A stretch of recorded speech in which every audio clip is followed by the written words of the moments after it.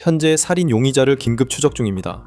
그녀가 어느 주에 있는지, 어떤 이름을 쓰는지, 어떤 변장을 하고 있는지는 불확실합니다. 한 달 전 플로리다에서 한 아버지가 얕은 무덤에서 잔혹하게 살해된 채 발견됐습니다. 은폐에 연루된 것으로 추정되는 5명은 현재 구금되어 있습니다. 하지만 경찰에 따르면 실제로 그를 살해한 것으로 추정되는 여성은 여전히 도주 중이며 조작 전술과 여러가지 변장으로 법 집행 기관을 따돌리고 있습니다. 제 생각에 그녀는 자신의 이야기를 바탕으로 다시 한번 자신이 피해자라고 주장하거나 조작하고 있으며 본질적으로 가정폭력 사건에서 도망치고 있다고 이야기하고 있습니다. 수색의 중심에 있는 보안관 사무실 관계자가 저희와 함께하며 주 경계를 넘나드는 수색 소식을 전합니다. 로앤크라임에서 사건을 다루고 있으며 저는 크리스 스튜어트입니다.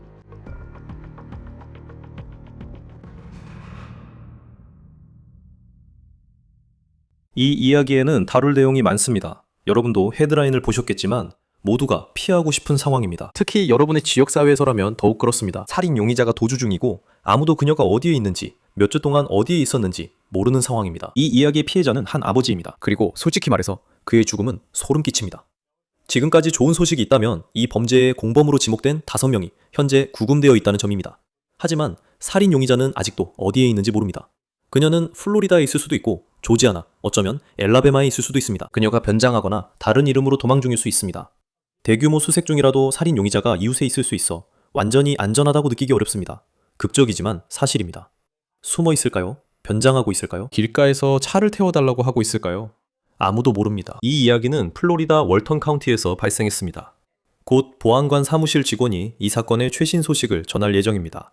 그 전에 빠진 부분을 채우고 우리가 어떻게 여기까지 오게 됐는지 설명드리고 싶습니다. 여러분도 이 이야기를 헤드라인에서 보셨을 겁니다. 최근 전국적으로 뉴스가 되었습니다. 하지만 우리가 가지고 있는 모든 세부 사항을 다루고 싶습니다. 이 사건의 법원 기록도 가지고 있습니다. 여러분이 아직 들어보지 못했을 수도 있는 다양한 세부 정보들이 많이 있습니다. 제가 그것들을 하나씩 설명해 드리겠습니다. 그래서 이 이야기를 시작하기 위해 우리는 올해 5월 24일로 돌아가야 합니다.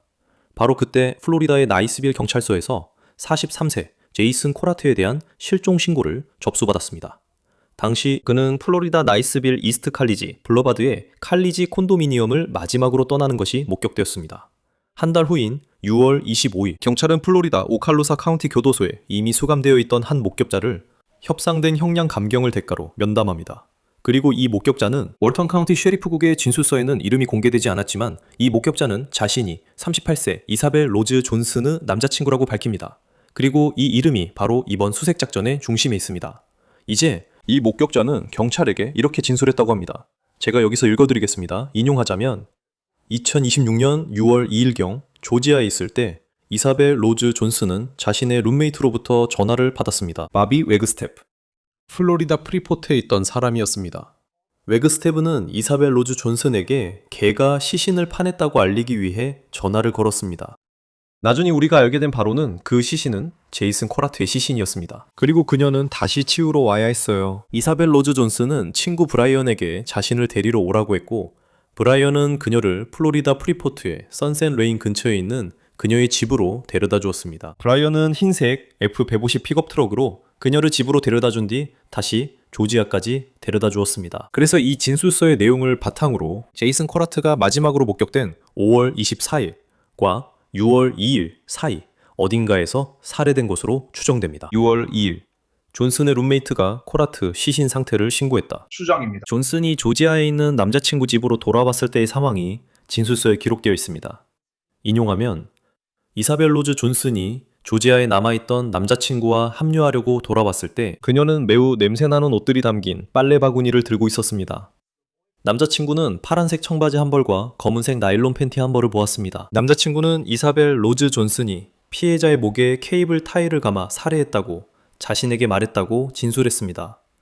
그녀는 그 후 피해자를 마당에 묻었고 그 자리를 검은색 캐딜락 세단으로 덮었을 수도 있다고 했습니다. 이사벨 로즈 존슨은 돌아온 후 남자친구에게 시신이 다시 개에게 파헤쳐지지 않도록 시멘트로 덮었다고 말했습니다.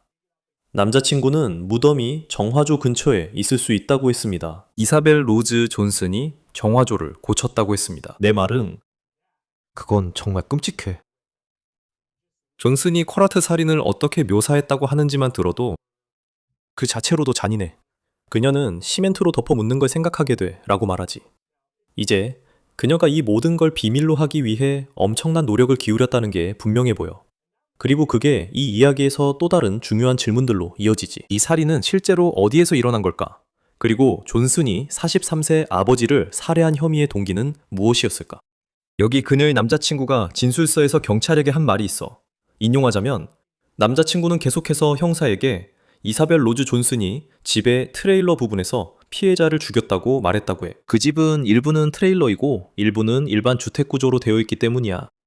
이사벨 로즈 존슨은 남자친구에게 자신이 피해자를 죽인 이유가 그가 자신에게 범죄 행위를 하도록 강요했기 때문이라고 말했다고 해. 그리고 피해자가 폭력적이었다고 했어. 그가 그녀가 주고 싶어 하는 것보다 더 많은 것을 원했기 때문이야. 같은 진술서에는 존슨의 또 다른 룸메이트로 알려진 제임스 W. 틸이라는 남성의 증언도 포함되어 있어. 그는 같은 날인 6월 25일에 인터뷰를 받았어.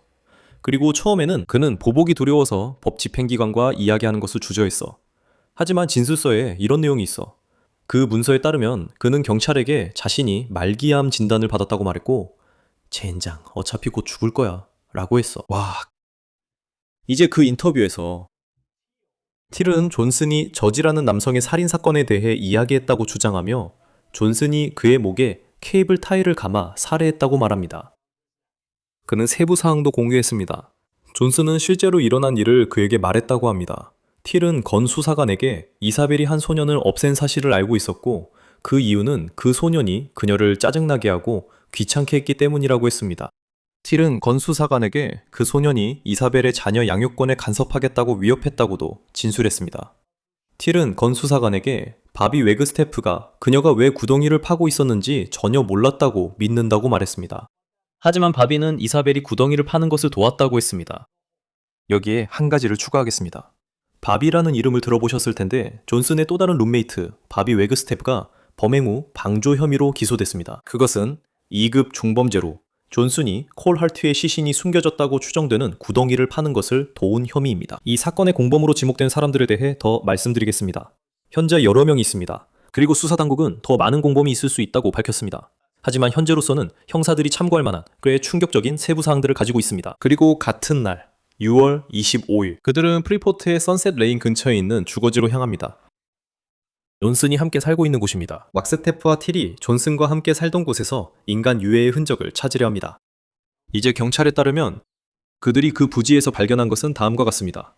인용하자면 주택과 토지를 수색하는 동안 사망한 사람의 시신이 무덤에서 발견되었습니다. 그 무덤은 부분적으로는 최근에 부어진 것으로 보이는 콘크리트로 덮여 있었습니다. 그 위에는 검은색 캐딜락이 주차되어 있었고 무덤은 창고 옆에 있었습니다. 콘크리트를 제거하는 동안 콘크리트 아래에서 살아있는 잔디가 발견되었습니다. 시신의 목에는 큰 흰색 케이블 타이가 감겨 있었습니다. 주택 내부에서도 비슷한 케이블 타이들이 발견되었습니다. 피가 묻은 것으로 보이는 청바지 한 벌, 제이슨 콜드하트라는 이름이 적힌 신용카드, 그리고 현장 간이 검사 결과 메스암페타민 양성 반응이 나온 약 6.2g의 물질도 함께 발견되었습니다. 진술서에 따르면 존슨의 룸메이트인 바비 웨그스텝가 그 당시 집에 있었습니다. 수색영장이 집행되었고 그녀는 경찰에게 존슨과 피해자인 제이슨 코라트를 모두 알고 있다고 인정했습니다. 그녀는 존슨이 6월 2일쯤 조지아에서 그 집으로 돌아온 건 코라트 시신을 다시 묻으려는 게 아니라 지붕 누수 수리 때문이라고 주장했습니다.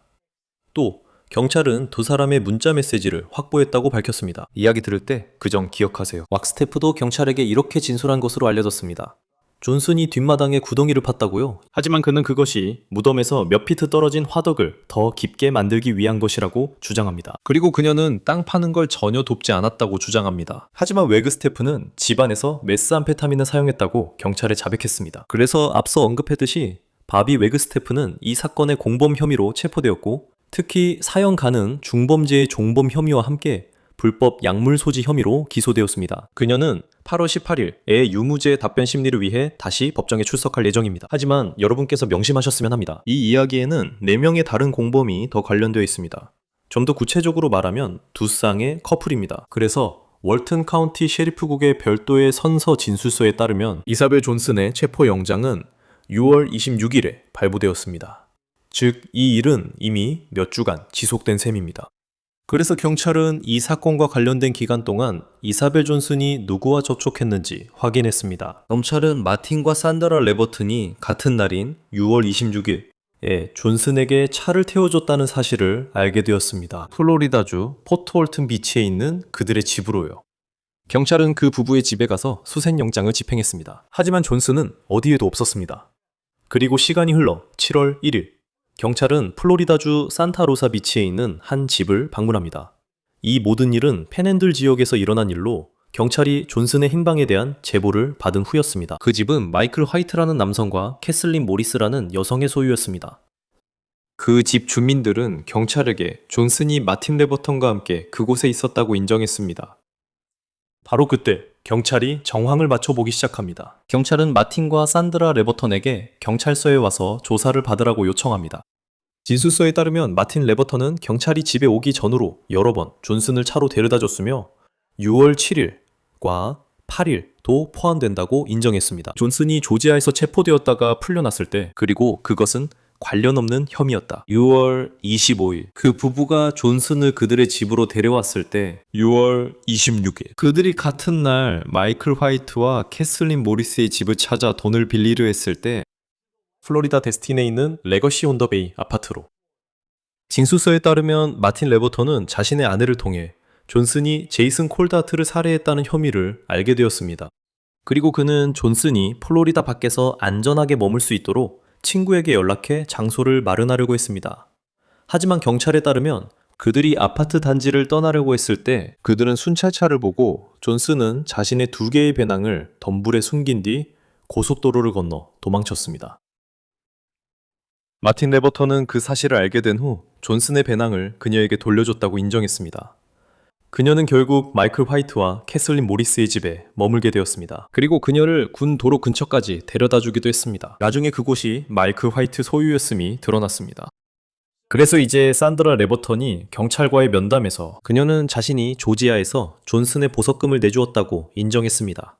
그 시기는 그녀의 요청으로 이모 집에서 그녀를 데리러 갔다고 주장되는 시기와 맞물립니다. 이것도 역시 6월 7일이나 6월 8일쯤이었습니다. 산드라는 존슨을 프리포트 선셋 웨인 근처 자신의 집에 데려다 줬다고 했습니다. 그곳에서 코라트 유해가 발견됐고 이제 6월 25일로 넘어갑니다. 그리고 산드라는 자신이 존슨을 자신의 집에서 데려와 부부의 집으로 데려갔고 며칠 후 다른 장소에 머물기로 했다는 것을 확인해 주었다고 전해졌습니다. 마틴이 언급한 아파트 단지입니다. 이때 산드라는 이미 존슨이 코라트를 살해한 사실을 알고 있었다고 전해집니다. 산드라는 경찰이 집을 방문해 존슨이 어디 있느냐고 물었을 때 경찰에 인정했는데 그녀는 거짓말로 모른다고 했습니다. 경찰이 떠난 후 산드라는 존슨이 머물고 있던 아파트 단지에 가서 경찰이 그녀를 찾고 있다고 알려주었다고 말했습니다. 그 후 산드라는 자신과 남편 그리고 존슨은 계속 그녀의 도주를 계획했다고 했습니다. 산드라는 그들이 존슨에게 연락을 유지할 수 있도록 휴대전화를 주기까지 했다고 말했습니다. 결국 존슨은 6월 27일 타투샵에서 우버를 타고 마이클 화이트와 캐슬린 모리스의 집으로 갔다고 전해집니다. 그리고 그곳에서 산드라는 자신이 마이클 화이트 소유로 보이는 다른 집으로 옮겨졌다고 주장합니다. 이제 진술서에서 나온 또 다른 흥미로운 사실은 경찰이 산드라의 휴대폰에서 복구한 메시지들이었습니다. 인용하자면 2026년 5월에 하를리, 즉 이사벨 존슨의 별명 중 하나인 하를리가 보낸 메시지가 있습니다. 그녀와 저지, 즉 이 이야기의 피해자인 제이슨 코라트 사이에 메시지 스크린샷을 보냅니다. 산드라에게요. 이제 메시지의 내용 때문에 산드라는 존슨에게 그가 괴물을 보게 될 것이라고 말하고 살인에 사용된 것과 비슷한 물건을 사용할 것이라고 언급합니다. 산드라는 이것이 농담이었다고 말했고 존슨은 그녀에게 너무 멀리 가기 전에 멈추겠다고 말하곤 했습니다. 그래서 이 이야기를 들으면 산드라 레버튼이 이 살인이 실제로 일어나기 전에 얼마나 많은 것을 알고 있었는지 의문이 생깁니다. 이제 어쨌든 경찰은 산드라와 마틴 레버튼 모두를 사후 방조 혐의로 2급 중범죄로 체포할 만한 상당한 이유가 있었다고 말합니다. 산드라와 마틴은 8월 18일 유무죄 답변 심리를 위해 다시 출석합니다. 이제 마지막 2명은 이 녹음 시점 기준 우리가 현재까지 아는 공범 혐의를 받는 사람은 마이클 화이트와 캐슬린 모리스입니다. 그리고 앞서 언급했듯이 경찰에 따르면 이들 역시 존슨이 법 집행기관을 피하는 데 관여했습니다. 별도의 진술서에 따르면 경찰은 존슨이 타투샵에서 우버를 타고 그 부부 집으로 간 사실을 알게 된 뒤 6월 30일 그 집을 방문했습니다. 마이클 화이트는 존슨을 모른다고 경찰에 말했다고 합니다. 그녀가 그 집에 온 적도 없다고 했습니다. 캐슬린 모리스 역시 경찰에게 존슨을 모른다고 말했지만 경찰이 모리스에게 존슨의 사진을 보여주려고 하자 그녀는 사진을 보기를 거부하고 자리를 떠났습니다. 이제 어쨌든 경찰은 집을 수색했지만 존슨을 찾을 수 없었다고 밝혔습니다. 7월 1일 경찰은 두 번째 조사에서 다시 그 집을 방문했고 화이트와 모리스는 더 솔직해지기로 했다고 전해졌습니다. 그들은 6월 25일에 존슨이 마틴 레버튼과 함께 자신들의 집에 왔었다고 경찰에 인정한 것으로 전해졌습니다. 또한 존슨이 6월 26일과 6월 27일에도 그 집에 있었다고 했습니다. 모리스는 경찰에게 전화가 걸려왔고 화이트가 존슨을 그 부지에서 내보내라고 말했다고 진술했습니다. 그래서 그녀는 존슨을 노스 카운티 하이웨이 395에서 약 11마일 떨어진 화이트 소유의 부동산으로 데려가서 열쇠를 건네줬다고 합니다. 모리스에 따르면 그 부동산엔 물, 에어컨, 먹을 것이 채워진 냉장고 등 존슨이 피신에 필요한 모든 게 갖춰져 있었다고 합니다. 맞죠? 모리스는 경찰에게 다음 날인 6월 29일에 그녀를 확인하러 돌아가서 그 부동산을 떠나야 한다고 말해줬다고 진술했습니다. 존슨은 모리스에게 나가려고 하고 있다고 말했다고 합니다. 그래서 다음 날인 6월 30일 모리스가 이 부동산에 다시 옵니다. 그리고 존슨은 사라진 것으로 보입니다. 그녀의 두 개의 배낭과 함께요. 모리스와 화이트의 경우에도 경찰 인터뷰에서 디지털 증거가 언급됐습니다. 이제 모리스의 휴대폰 조사 결과를 말씀드리겠습니다. 두 커플 간 문자도 포함되어 있습니다. 6월 27일부터 시작하겠습니다. 캐슬린 모리스가 마틴 레버튼에게 보낸 메시지입니다. 인용하면 왜 할리에서 할리는 존슨의 가명입니다. 우리 소파에 있나요? 6월 27일 캐슬린 모리스가 마틴 레버튼에게 보낸 메시지입니다. 더 중요한 것은 언제 데리러 올 거예요? 그녀는 계속 말합니다. 대체 무슨 일이야 마이클? 라고 인용합니다. 마틴은 왜 젊은 여자 지인을 여기 두고 갔죠? 그리고 그는 언제 그녀를 데리러 다시 올 건가요? 마틴 레버튼이 캐슬린 모리스에게 지금 그쪽으로 가고 있어요 라고 말합니다. 그리고 그 다음에는 캐슬린 모리스가 마틴 레버튼에게 우리 얘기했어요. 도움이 필요하면 도울게요. 백팩들 잊지 말아주세요. 그리고 우리는 그 백팩들에 대해 이야기했고 그것들이 얼마나 중요한 증거가 될 수 있는지에 대해서도 이야기했습니다. 이것도 6월 27일 마틴 레버턴이 캐슬린 모리스에게 보낸 메시지입니다. 미안해요. 곧 설명할게요. 라고 했습니다. 알겠어요. 우리 곧 채팅으로 얘기할 수 있어요. 네. 일이 처리됐어요. 다음은 캐슬린 모리스가 마틴 레버튼에게 오전 11시 42분에 다시 보낸 것입니다. 뭔가 좀 가져다줘 제발. 경찰은 나중에 이것이 메스암페타민이었다고 주장합니다. 지금은 오후 5시 34분입니다. 아무것도 안 남기고 가다니 너 진짜 욕 나오는 놈이네. 스테이지 4 친구에 대해 물어봐야겠어. 6월 27일에도 계속됩니다. 마틴 레버턴은 캐슬린 모리스에게 내 조지아 친구가 이번에 못 도와줘 라고 말했습니다. 경찰은 이 친구가 마틴의 형제임을 알게 됐습니다. 다시 캐슬린 모리스가 마틴 레버턴에게 알겠어. 잠깐만. 6월 27일 마틴 레버턴이 캐슬린 모리스에게 알겠어요. 마티를 데리러 가야겠어요. 그런 다음 캐슬린 모리스가 다시 마틴 레버턴에게 할리와 얘기해봤어요? 6월 28일 마틴 레버턴이 캐슬린 모리스에게 아니요. 다음 날 6월 29일 캐슬린이 말합니다. 전화해 주실 수 있나요? 다음 날 마이크 화이트가 캐슬린 모리스에게 돌아가기 전에 전화해줘. 집에 온 경찰관들에게 내가 무슨 말을 했는지 알려주려고 할 얘기가 좀 있어. 그리고 이 문자 메시지들이 이른바 공모자들에게 얼마나 치명적인 증거가 될지 그 은폐 시도만 봐도 알 수 있습니다. 캐슬린 모리스가 마이클 화이트에게 내가 그 경찰들에게 한 말은 진짜 사실이야. 나는 친구도 없고 가족도 없어. 그건 우울함을 넘어서 정말 한심해. 네가 내가 아무것도 안 한다고 말하는 게 그걸 더 강화시켜. 웃기지. 이제 끝낼 때가 된 것 같지 않아?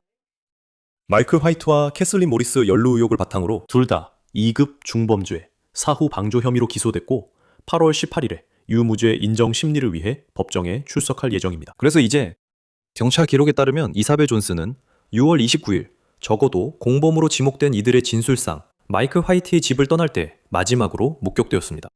하지만 우리가 이미 알고 있는 정보에 따르면 플로리다에는 그녀와 관련된 여러 거주지가 있습니다. 또한 그녀의 남자친구로 보이는 사람이 살던 조지아에도 최소 한 곳에 거주지가 있습니다. 월튼 카운티 보안관 사무소에 따르면 그녀는 엘라바마 남부와 북부 여러 지역과도 연관이 있는 인물이라고 합니다. 그리고 그녀가 여러 다른 이름을 사용한다고 알려진 사실을 포함해 그녀가 지금까지 발각되지 않은 데에는 그럴 만한 이유가 있습니다. 문자 메시지에서 보셨듯이 할리라는 이름도 포함되어 있습니다. 제시카 일레인 보어먼으로도 알려져 있습니다. 제시카 일레인 스러시, 제시카 일레인 스래시, 제시카 다우디, 아마도 드니즈일 수 있습니다. 월튼 카운티 셰리프 사무소는 그녀가 자주 이사를 다니고 동정심을 자극해 다른 사람들의 도움을 받는 등 소위 교묘한 조종자로 알려져 있다고도 말합니다. 셰리프 사무소는 존슨이 다른 사람들에게 차를 태워주거나 돈을 주도록 설득하기 위해 가정폭력이나 개인적인 어려움 같은 힘든 상황을 겪었다는 이야기를 할 수 있다고 밝혔습니다. 또 다른 종류의 도움을 요청할 수도 있습니다. 셰리프 사무소는 존슨이 모자나 안경 같은 다양한 변장 도구를 사용하는 것으로도 알려져 있으며 경찰은 그녀가 외모를 바꾸기 위해 머리를 자르거나 염색까지 했을 수 있다고 보고 있습니다. 하지만 법 집행기관이 알아낸 신원을 특정할 수 있는 몇 가지 특징이 있습니다. 그녀는 키가 약 160cm로 묘사됩니다. 몸무게는 약 54kg으로 추정됩니다. 그리고 그녀에게 있다고 여겨지는 정말 중요한데 왼손에 장미꽃 문신이 있습니다. 엄지손가락 아래에서 시작해서 검지 쪽으로 뻗어 있습니다.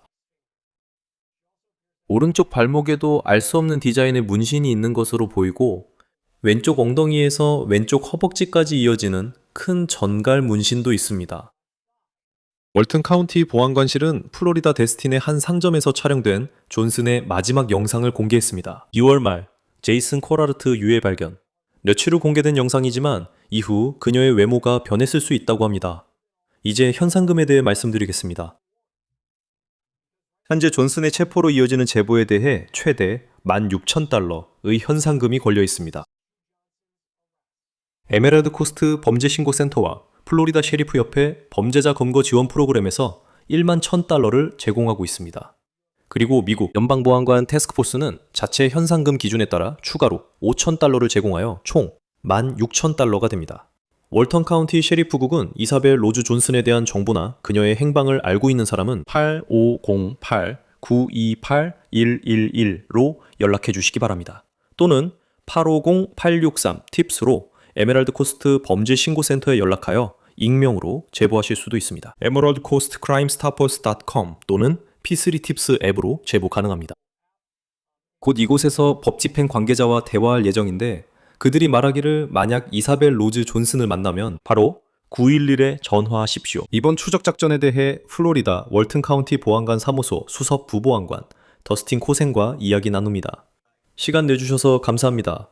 금요일에 녹화 중인데 현재 수색 상황은 어떤가요? 네, 수색 범위가 계속 확대 중입니다. 다시 말씀드리면 저희가 그 범위를 확장했습니다. 조자주 전역으로 수색을 확대했습니다. 알라베마 그리고 물론 여기 플로리다 현지에서도 수색을 진행하고 있습니다. 저희가 업데이트한 영상을 공개했습니다. 이자벨 존슨에 대한 업데이트된 타투 정보와 함께 몇 장의 사진과 영상이 있습니다. 지역사회와 대중 그리고 그녀를 봤을 수도 있는 모든 사람들이 그녀를 식별하고 월튼 카운티로 데려올 수 있도록 더 많은 정보를 제공하는 것입니다. 그리고 아시다시피 지난 몇 주 동안 많은 사람들이 이 사건이 전개되는 과정을 지켜봤습니다.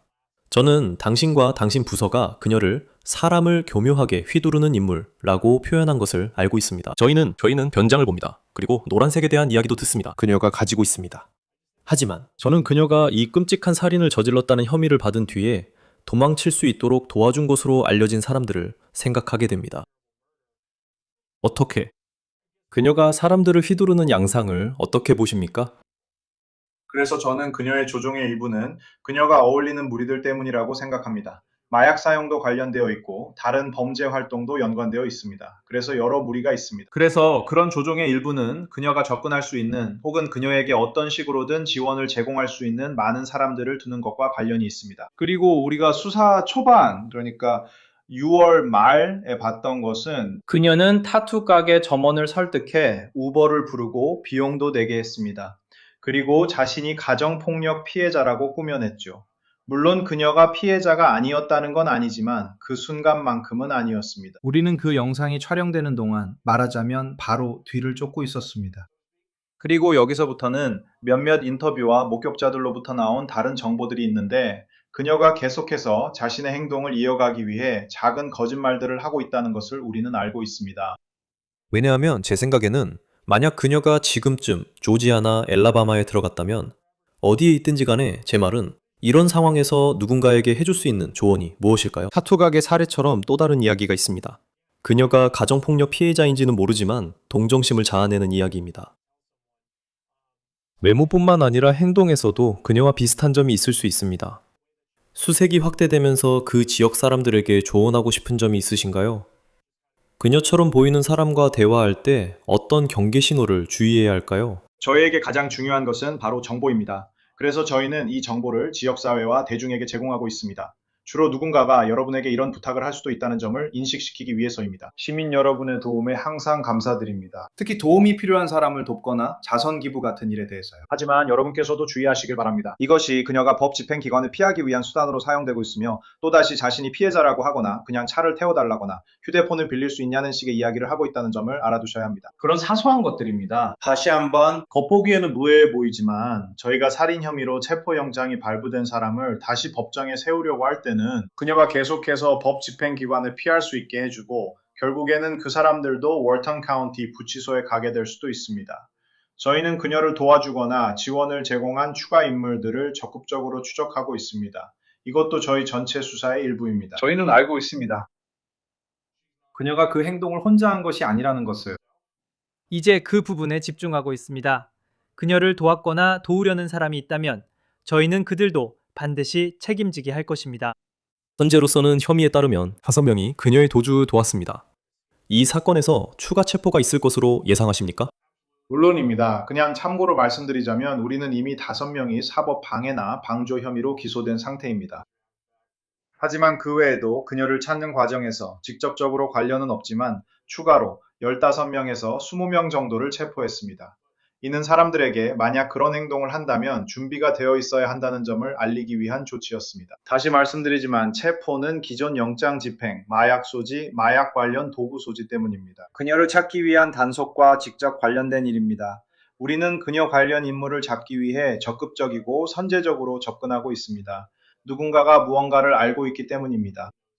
그래서 우리는 그 부분에 집중하고 있습니다. 그녀는 과거 마약 혐의 이전부터 범죄 전력이 상당하던데요. 지금까지 법 집행기관을 상대해온 그녀의 경험에 대해 사람들이 알아야 할 점은 무엇인가요? 그게 그녀의 능력에 영향을 준다고 생각합니다. 그리고 이는 그녀의 삶의 패턴과도 관련이 있습니다.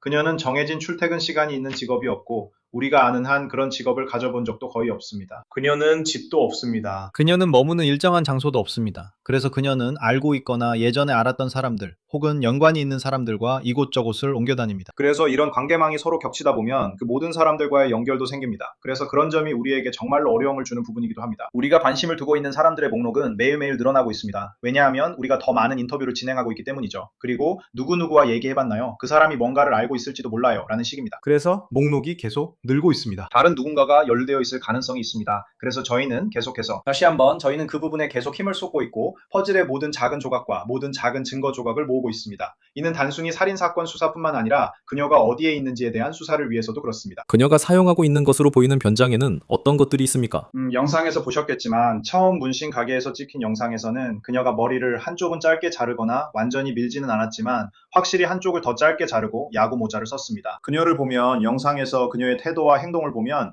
제 생각에는 그녀의 이야기를 바탕으로 볼 때 알다시피 다시 말하지만 그녀는 자신이 피해자라고 이야기하며 사실상 가정폭력 사건에서 도망치고 있다는 그런 이야기를 꾸며내거나 퍼뜨리고 있습니다. 그래서 자신의 외모를 바꾸는 것과 관련된 모든 것, 모자를 쓰거나 저희는 그녀가 머리를 더 짧게 자르거나 염색했을 수도 있다고 생각합니다. 그래서 머리를 더 밝게 또는 더 어둡게 염색했을 가능성이 있습니다. 두 가지 이야기를 모두 들었기 때문입니다. 그래서 우리는 외모를 위장할 수 있는 모든 작은 부분까지 주의 깊게 살펴봐야 합니다.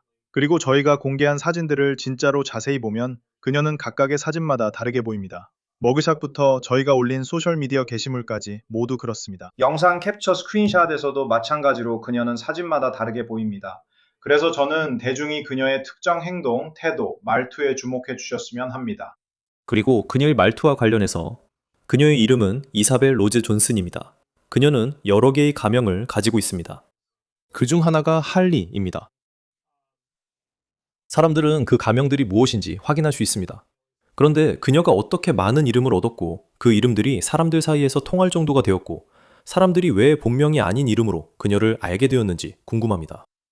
네, 아주 솔직하게 말씀드리자면 그게 바로 그녀의 삶의 방식입니다. 그녀는 여기저기 떠돌아다녔죠. 그래서 여러 이름을 사용하면서 범죄를 저지르고 그 이름들을 가명으로 사용해서 다른 사람인 척하며 살아온 겁니다. 수사 첫 일주일 정도는 저희도 그녀를 이자벨 존슨이라고 불렀습니다. 그러다가 사람들이 묻기 시작했죠. 혹시 할리 얘기하는 거예요? 라고요. 그래서 우리는 그녀를 이자벨 존슨이 아닌 할리라고 부르기로 바꿨습니다. 사람들이 그녀를 아는 이름으로 부르기 위한 첫 변화였죠. 여기에 제시카 보먼, 제시카 다우디도 포함됐어요. 그녀가 체포될 때 사용했거나 가명으로 등록된 추가 이름들도 있습니다. 그리고 우리는 실제로 공식 서류 중 일부에서 그녀가 그런 이름들을 사용한 것을 발견하기도 했습니다. 서류 작성 용도였습니다. 그래서 정말로 이렇게 말하겠습니다. 그녀가 무엇을 할지 전혀 예측할 수 없습니다. 우리는 사실과 증거를 따라 그녀를 찾는 데 집중합니다. 모두가 그 살인 사건의 기소 성공을 위해 힘쓰고 있습니다. 그녀는 어떻게 이렇게 많은 사람들을 자신의 자유를 위험에 빠뜨리면서까지 도와주게 만들 수 있었을까요? 법 집행기관에 따르면 그 살인 혐의를 피하려고 말이죠. 전반적으로 우리가 인터뷰한 모든 사람들과 우리가 접촉한 몇몇 개인들의 의견을 종합하면 마약을 사용하거나 범죄 활동에 연루되어 있을 때 정말 다양한 경로가 있습니다. 즉, 인간관계, 연애, 성적관계 등 무엇이든요. 당신이 원하는 일을 누군가에게 시키는 방법이 많습니다. 그리고 그건 우리에게 불행한 일이죠. 우리는 지켜야 할 규칙이 있습니다. 그녀는 그렇지 않습니다. 그래서 그녀는 불법적인 방법을 사용해서 계속해서 우리를 피할 수 있습니다. 그리고 각 사람이 결국 그녀를 도와주거나 어떤 지원을 제공할 때마다 우리는 그들을 찾아내고 수사를 계속하며 그 사람들과 과정을 하나씩 차근차근 밟아나갈 것입니다. 그리고 아시다시피 플로리다 외에도 그녀가 있을 것으로 추정되는 다른 두 주는 조지아와 엘라베마입니다. 그 지역을 넘어 확장될 수도 있습니다. 월튼 카운티에서 운전해 갈 수 있다는 점 외에도 그 주들이 왜 주목 대상인지, 그녀가 그 주들과 어떤 연관이 있나요? 네, 북엘라바마는 그녀가 예전에 살던 곳으로 알고 있습니다. 그녀가 한동안 헌치빌에 거주했던 걸로 압니다. 저희는 그녀와 서류상 연관된 모든 곳과 협력하고 있습니다. 이전 체포 기록이나 확보한 문서 등 모두 포함됩니다. 저희는 현지 경찰과 협력해 가족들의 주소와 그녀가 자주 드나든 것으로 알려진 주소를 확인 중입니다. 조지아 지역에 대해 말씀드리자면 그녀는 6월 초에 체포됐습니다. 저희는 살인 사건이 발생했을 것으로 추정되는 시기에 그녀가 조지아에서 체포된 것으로 보고 있습니다. 그래서 저희가 그 사실을 확인하고 그녀를 주요 용의자로 특정한 직후 그녀와 연관된 사람들을 조사하기 위해 수사반들을 그곳으로 보냈습니다. 그래서 사실상 저희가 그녀에 대해 알고 있는 것들을 바탕으로 많은 연결고리가 있습니다. 그리고 그 목록은 깁니다. 그래서 저희는 다시 약간 복잡해지긴 하지만 저희가 얻는 모든 정보와 제보, 사실 등은 모두 분명히 도움이 됩니다. 저희는 그 정보를 반드시 추적하고 최대한 활용하겠습니다. DI 기관은 소셜미디어에서 활발히 활동하며 이미지를 공유했습니다. 새로운 동영상과 공개된 정보들을 공유하면서 어떤 면에서는 그녀가 그 게시물을 보고 있을 수도 있다는 걸 알고 거의 직접적으로 그녀에게 말을 거는 듯한 방식이었습니다. 제 말은 만약 그녀가 지금 이 방송을 보고 있다면 이사벨 존슨에게 전하고 싶은 메시지는 무엇입니까? 간단히 말해서 우리는 반드시 찾아낼 겁니다. 알다시피 이건 의심의 여지가 없습니다. 우리 수사팀은 이 사건에 쉬지 않고 매달려 왔습니다. 우리는 반드시 당신을 찾을 것입니다.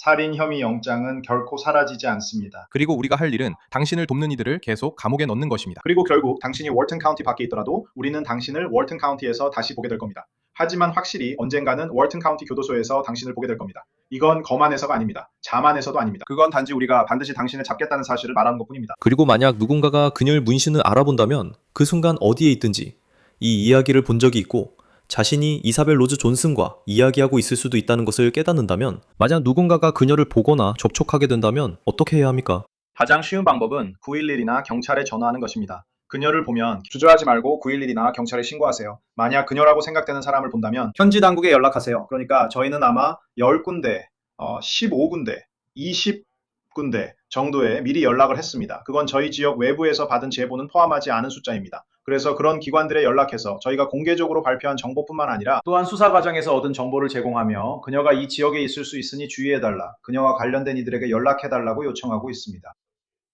혹시 그녀를 보면 911로 신고해주세요. 체포에 도움을 주는 정보에는 최대 16,000달러의 보상이 있습니다. 그것이 보상의 일부가 될 수도 있고 그녀의 체포와 월튼 카운티로의 송환으로 이어질 수 있는 정보의 일부가 될 수도 있습니다. 그리고 지난 한 주 동안 이 사건이 점점 더 전국적인 뉴스로 떠오른 것 같습니다. 그러니까 이사벨 존슨을 봤을 수도 있다는 제보를 얼마나 많이 받고 계신가요? 최소한 매일 4-5번씩은 우리 지역 외부에서 제보가 들어오고 있습니다. 그러니까 모든 일이 벌어진 그 첫 주 이후 우리가 수사 외적인 부분에 집중하기 시작했을 때부터인데요. 특히 살인 사건 같은 경우에는 그리고 특히 얕은 무덤에서 시신이 발견된 경우에는 이건 하루 이틀에 끝나는 일이 아닙니다. 이건 장기적인 수사가 필요합니다. 그리고 그 장기적인 수사는 초반부터 시작되죠. 일주일 동안 재조사와 증거 문서화 작업이 이어집니다. 그래서 우리가 노력을 전환해서 이제는 정말 그녀를 찾는 데 집중하고 방향을 잡아야겠다고 생각했습니다. 우리는 1시간에 3-4건의 제보를 받고 있었습니다. 특히 우리가 대중과 접촉하면서 그녀와 알고 지냈던 사람들을 대상으로 집중적으로 수사할 때 더 그랬죠. 결국 그런 제보들이 몇몇 체포로 이어졌습니다. 그래서 제보가 결국에는 효과가 있었습니다. 네, 점점 더 많은 사건이 생기면서 저희가 그 자원들을 투입해야 하지만 지난주에도 한 건이 있었고 저희 모든 자원을 투입했지만 성과가 없었습니다. 이제 그 사람이 아니었다고 말할 수 있게 됐고 그 제보를 목록에서 제외하고 다음 제보로 넘어갈 수 있었습니다. 수사관들과 기관에도 다시 한번 칭찬을 보냅니다. 그녀를 찾고 다시 월튼 카운티로 데려오기 위해 함께 힘을 합쳐 일하고 있는 법 집행, 정보, 통신 업무를 맡은 모든 분들께 감사드립니다. 월튼 카운티 셰리프국 더스틴 코센 부국장님, 기관 전체가 매우 바쁘실 텐데 시간 내주셔서 감사합니다. 이번 수색에 행운과 빠른 체포 소식이 있길 바랍니다. 네, 감사합니다. 노앤크라임의 온더 케이스는 여기까지입니다. 유튜브, 스포티파이, 구독, 피콕, 스트리밍도 이용해주세요. 저는 크리스 스튜어트입니다. 다음 시간에 뵙겠습니다.